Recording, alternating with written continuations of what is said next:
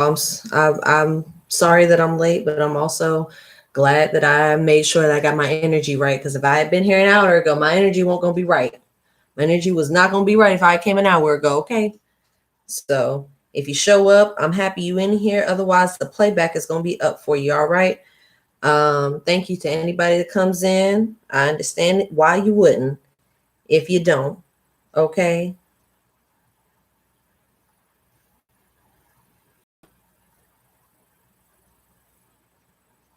Mm-hmm. Welcome in if you're coming in.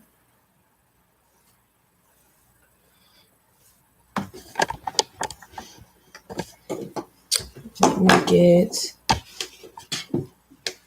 baby, I'm tardy to the party.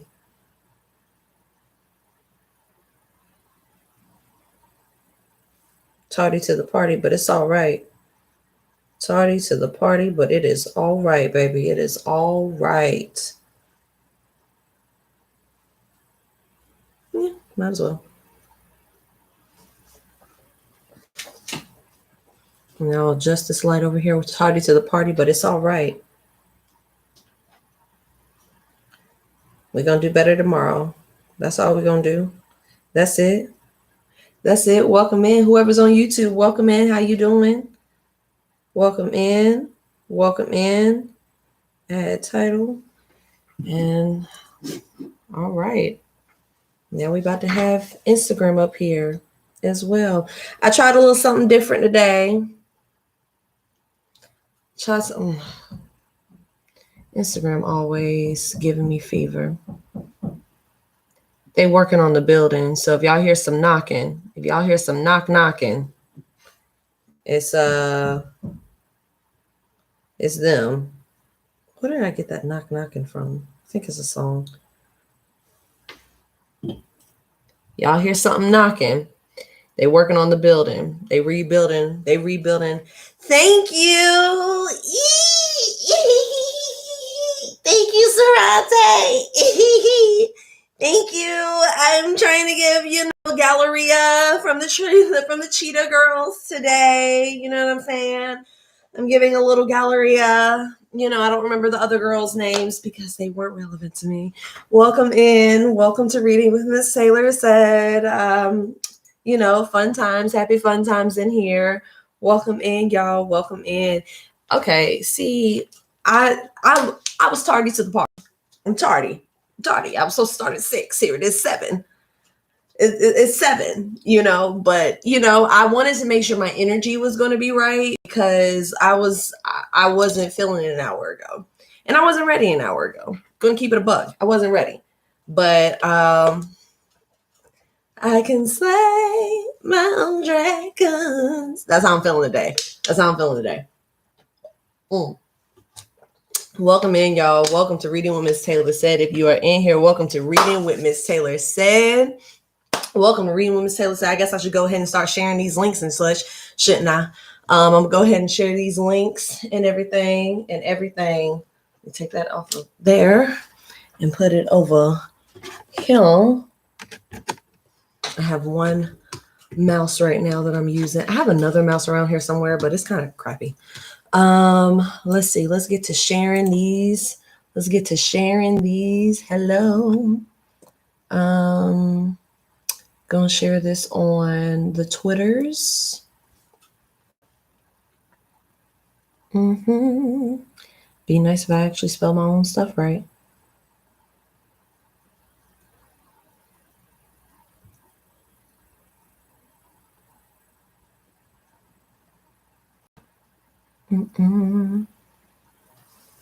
That's done. Welcome in, y'all. Thank y'all for being here. Thank y'all for understanding my lateness and my tardy and whatnot. That was so weird today. Where's the live video? There we go. There it is. How y'all doing today? How was y'all's weekend? Did y'all have a good weekend and everything like that? Did y'all have a good weekend? I had a pretty decent weekend. It was very chill. Actually, I lie. My weekend Friday was fun. I went on an adventure on Friday. Saturday, Lord, there's a lump in my hair. It's this one part that just sticks out differently, but I'm trying to get the spiky thing. I Saturday was good, but it was heavy because I had therapy in the morning, and baby, sis told me to do some things that took my butt out. She sure did. She told me to do some things that just took me out, and I was out for the count.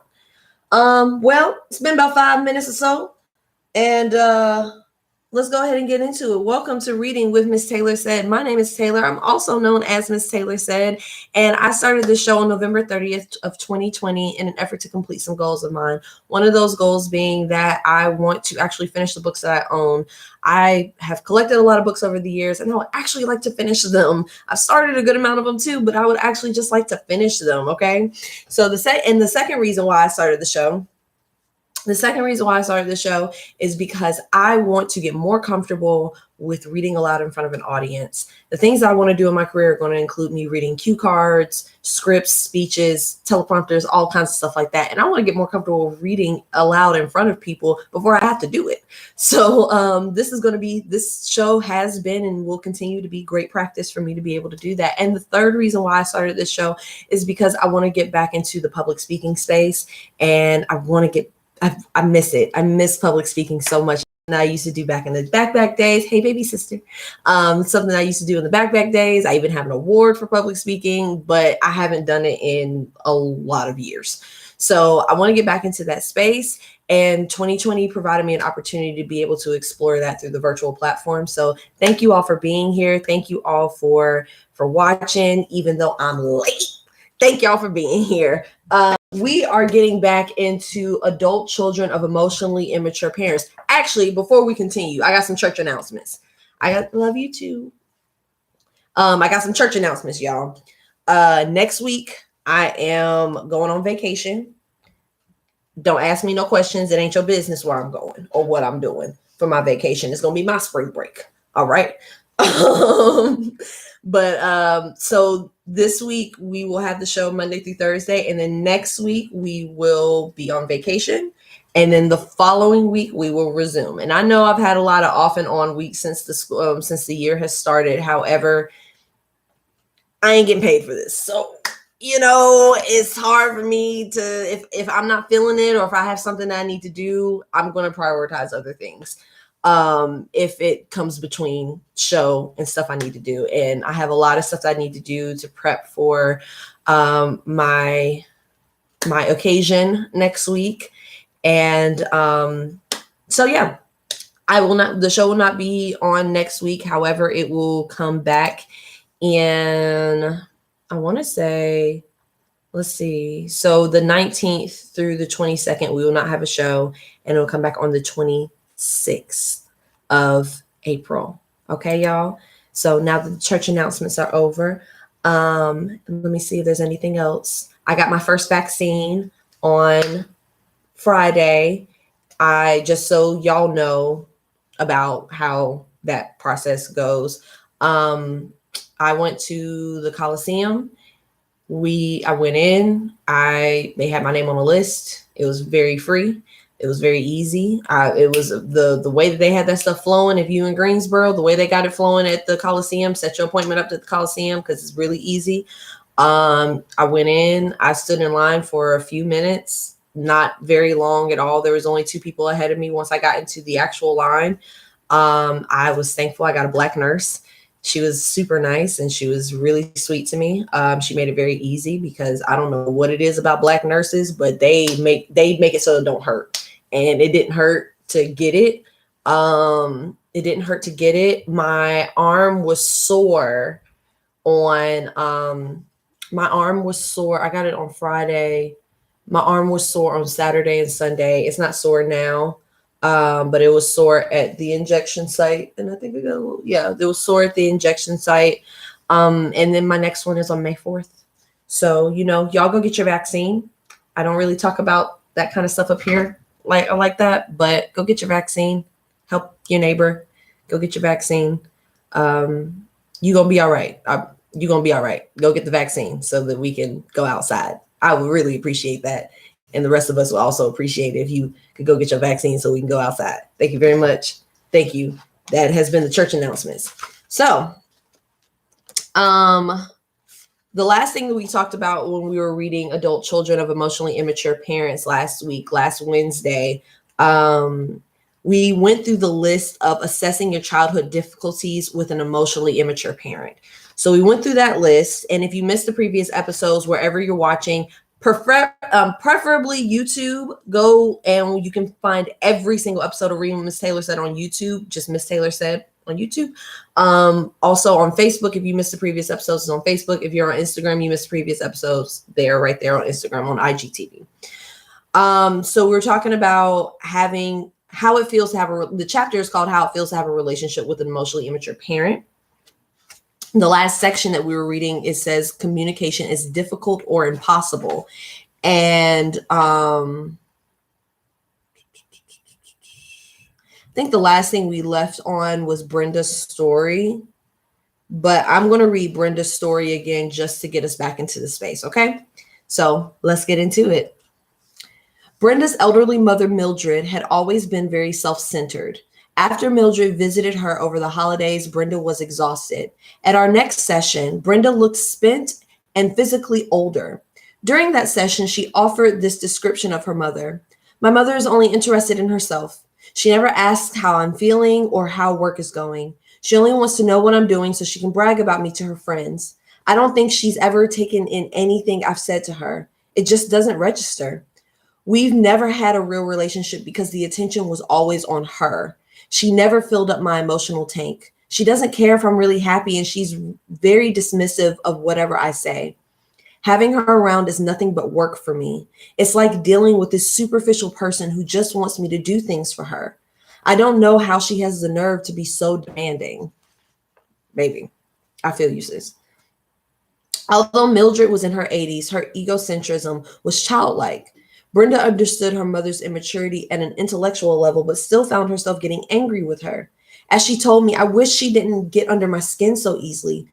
I'm disappointed how angry I get when I'm around her. During Mildred's visit, Brenda repeatedly tried to get her settled so she could get a few things done for the holidays. But within minutes, Mildred would be calling out to her, expecting Brenda to drop everything and bring her something. It was so annoying to be repeatedly interrupted, but Brenda's strong reaction went deeper than that. The following section on emotional attachment helps explain Brenda's anger. So, about emotional attachment to the emotionally immature parent. They provoke anger. John Bowlby, a pioneer in studying children's reaction to separation and loss, observed that babies and children get angry as a normal response to being left by their parents. Babies and children get angry as a normal response to being left by their parents. Sadness is an expected response to loss, but Bowlby documented that anger is also common in response to separation. This is understandable. Anger and even rage are adaptive reactions to feelings of abandonment, giving us energy to protest and change unhealthy emotional situations. In this light, Brenda's anger at her mother wasn't petty or irrational. It was her biological response to feelings of helplessness caused by her mother's emotional disregard. After all, feeling dismissed or unseen creates emotional separation. When Brenda understood that her mother's self-centeredness was a kind of emotional abandonment, her mother's self-centeredness was a kind of emotional abandonment, she could comprehend the depths of her anger for the first time. She wasn't overreacting. She was having a normal response to an emotional injury. And once Brenda understood where her anger was coming from, she could see herself in a different light. She had been a normal child. She had experienced the anger that any child would feel if a parent walked out or refused to respond. Sometimes, children of emotionally immature parents repress their anger or turn it against themselves.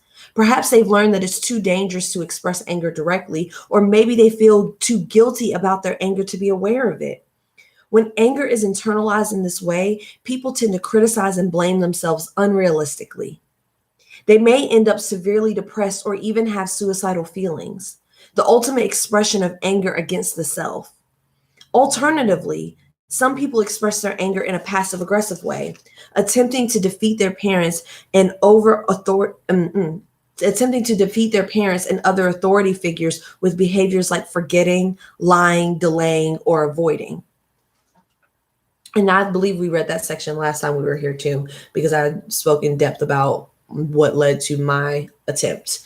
Because that's the ultimate expression of anger, is attempting, if not succeeding in that.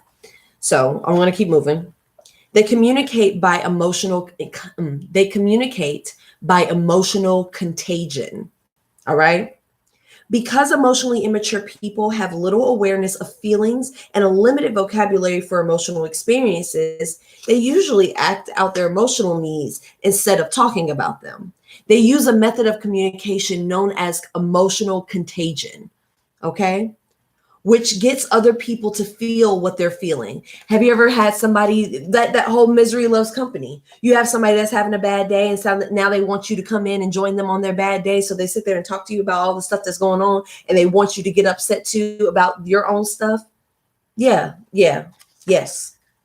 Emotional contagion is also how babies and little children communicate their needs. They cry and fuss until their caretakers figure out what's wrong and fix it. Emotional contagion from an upset baby to a concerned adult is galvanizing. Emotional contagion from an upset baby to a concerned adult is galvanizing, motivating a caretaker to do anything necessary to calm the child, right? Emotionally immature adults communicate feelings in this same primitive way. As parents, when they're distressed, they upset their children and everyone around them.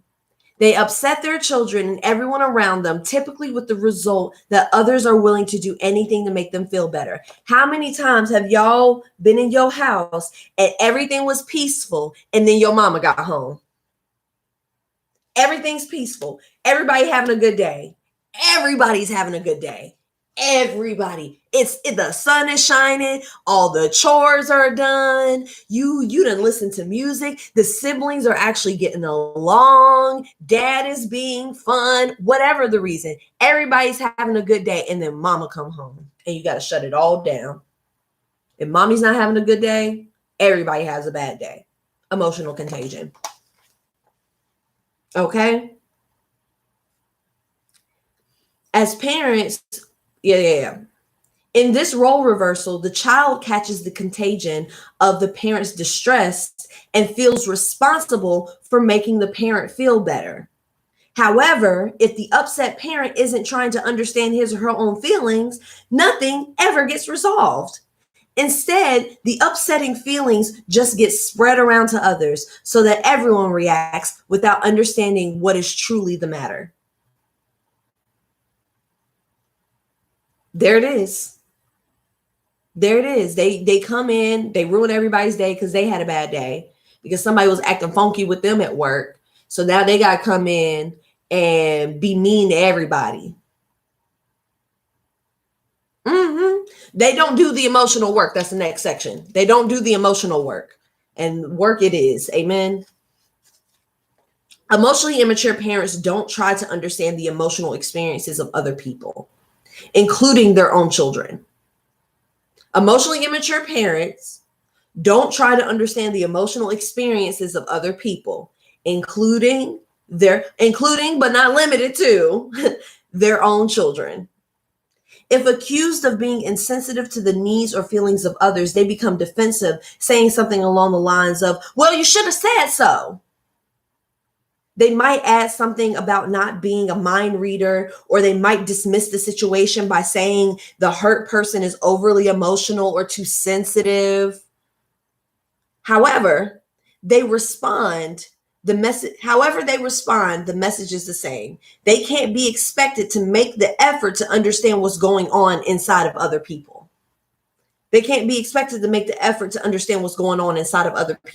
In her article, Tolling in the Field of Emotion, psychiatrist Harriet Freyd uses the term emotional labor to describe this effort to understand others. Emotional labor, y'all write this down. or you don't have to write it down, but take note. And I'm going to say it again. I'm going to say it twice. Emotional labor is the expenditure of time, effort, and energy utilizing brain and muscle to understand and fulfill emotional needs. Emotional labor is the expenditure of time, effort, and energy utilizing brain and muscle to understand and fulfill emotional needs. By emotional needs, I mean the human needs for feeling wanted, appreciated, loved, and cared for. Individuals' emotional needs are often unspoken or unknown and unconscious.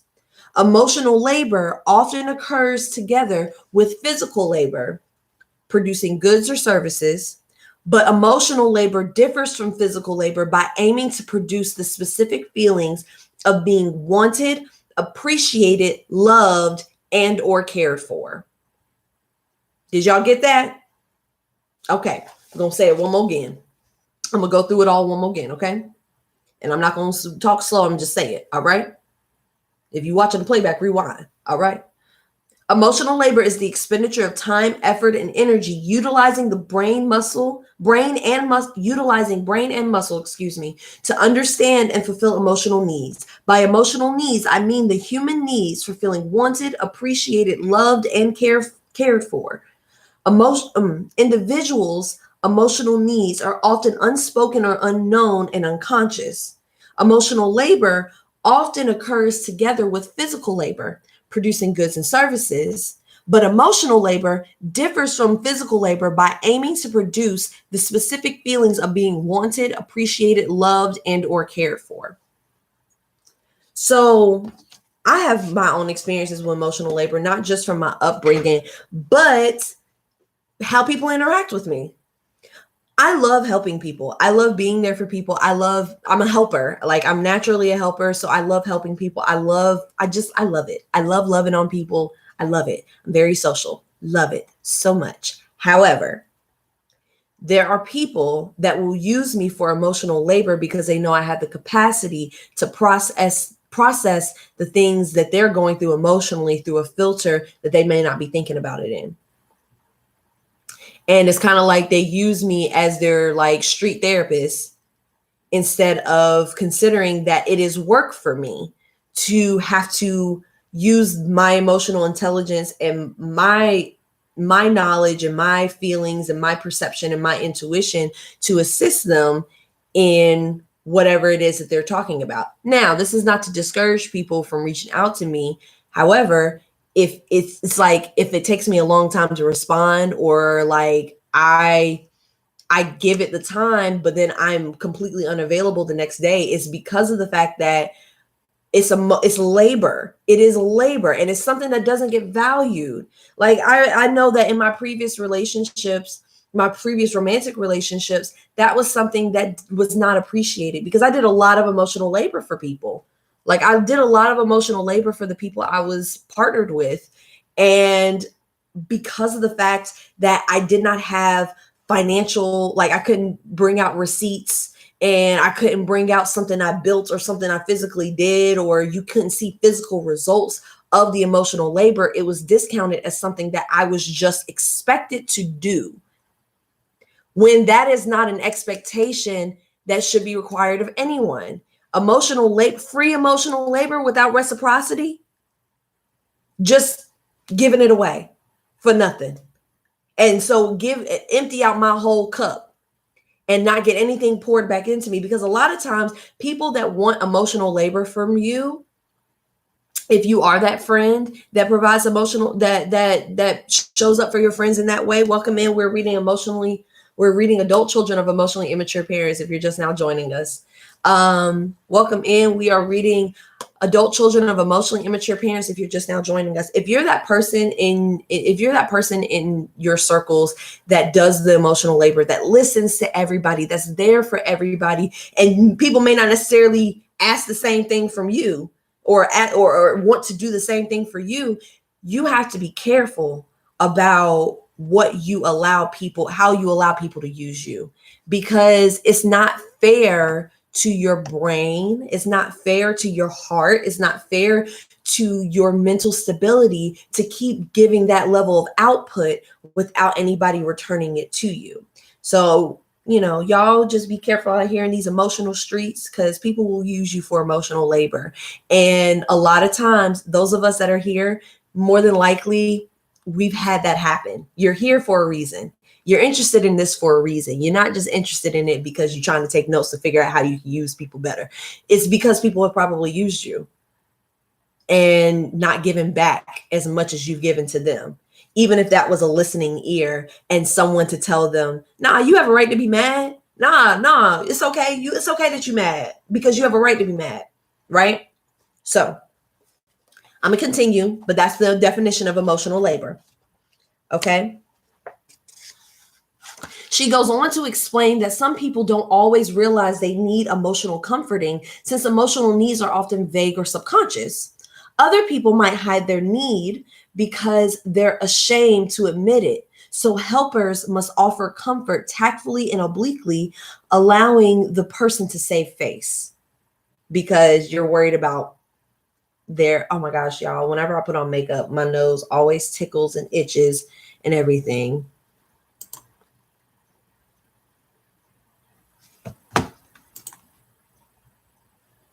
So Sorante said, oh, I know that feeling. Although with me, I'm a listener, always listening to their issues, trying to give them advice because I like doing that. But when it got to a point where people were just telling their situations without even so much as a hey or hello, to the point I felt drained and needed a break. Yes. And you have to take those breaks. The thing is, it's not bad to be that person. It's not bad to be that person. You wouldn't be who you are if you weren't. If you weren't that person, if you stopped being that person today, you wouldn't be living as the person that you actually are, if that's naturally who you are.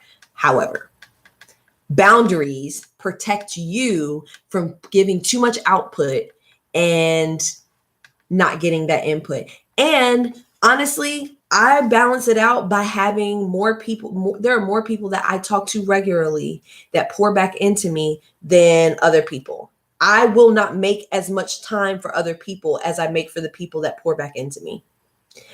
And that's no shade and that's no disrespect to anybody. However, people want my energy. They want it. They see it as valuable and they want it. And that is how it's been. That is how it's been my whole life. People always want my energy. They always want my energy until they get annoyed and then they discard me.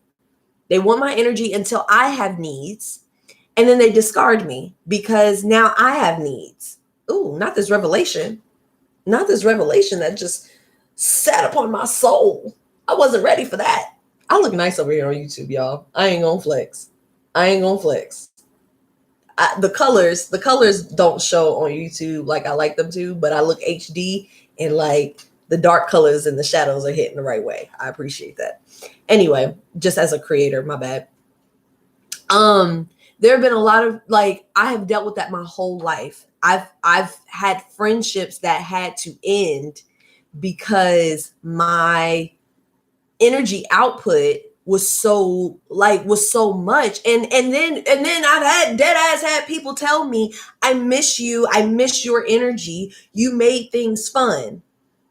Okay, but what about me? What about me as a person? Not just how fun I am or how much energy I can bring to the situation. What about me? What about what I need? What about what's best for me? Like Effie said, what about how I feel? What about me? What about me? Y'all know I be playing. I'll play too much. But that's real. What about what I need? What about what's best for me? What about how I feel? What about me? What about me? And then they gaslit her and was just like, no, girl, it's about the family. This ain't about you. And then they kicked her out of the group. They was wrong for how they did Effie. Let's get back into this book. Yes, miss having you around, Sorante. You always so funny. I know you miss me. I know you miss me. I know you miss this energy, baby. I know. It was so great. Fine wine it was. and you didn't appreciate it because you was just like, oh, it's in a mason jar. So I don't see the value in that. And then you realize, oh, wait, that was the special sauce that made it lit. Like that person was the special sauce at the function. That person was the special sauce. And now it's gone because you didn't understand boundaries. Because emotionally immature people will use emotionally mature people for emotional labor. Anyway. Okay. Emotional labor is hard work. People doing this work must also keep reading the other person to know if their efforts are effective, because this is all mental. This is all a mental, like all of this is going on in the head when you're doing emotional labor for somebody that don't really care about giving back to you, okay? Emotional labor is hard work. People doing this work must also keep reading the other person to know if their efforts are effective. Many roles and occupations depend heavily on emotional labor, and if it's done well, others hardly notice the effort involved. Good mothering is an example of this unsung labor, as are any number of service industry professions. Mature people take on the emotional work and relationships automatically because they live in a state of empathy and self-awareness. One of those things that constantly requires emotional labor and constantly reading people, like constantly reading people and seeing where their mood is so you know how to deal with them correctly. Customer service, specifically the food industry. You like, if you've never worked in a server position, like like in food service, especially if you've never been a waiter or waitress, like all of that is about reading people and understanding what kind of mood they're going to be in. Because if I go up to every table saying, hi, my name is Taylor, I'm going to be your server today, everybody ain't feeling that. So I got to come up to the table, feel them out. Hey, how you doing? My name is Taylor, I'm going to be your server today. What can I start you off with? Something to drink. What can I start you off with as far as a drink? And see how they feeling and see where they at. Because everybody is in a different ass mood whenever they come in. And you constantly are having to do that. And then people see that you're good at that. And then they ask you to do it in real life. Anyway, that's why people like me are really great at customer service. Because I know how to do that emotional labor to make their experience comfortable and create an experience for them that they would not otherwise have. Sometimes I miss serving, but I don't. It was so good. It was so good for practice with interacting with people. It was so good. It was so good. Anyway, mature people take on the emotional work and relationships automatically because they live in a state of empathy. They live in a state of empathy and self-awareness. It's impossible for them to overlook the fact that someone they care about is having a hard time. Doing this work allows them to successfully navigate all kinds of interpersonal situations without stepping on other people's toes. Both at work and at home, emotional labor promotes goodwill and good relationships. Emotionally immature people, on the other hand, often take pride in their lack of this skill. They rationalize their impulsive and insensitive responses with excuses like, I'm just saying what I think. I can't change who I am. I'm just saying how I feel. I'm just blunt like that. That's just how I am. I can't change who I am. If you confront them with the fact that they're not saying everything you think is a sign of good sense, or that people can't mature without changing who they are, they will probably respond with anger or by dismissing you as ridiculous. It's as though they think they're off the hook if others don't spell out their pain or difficulty in words. Ooh, she said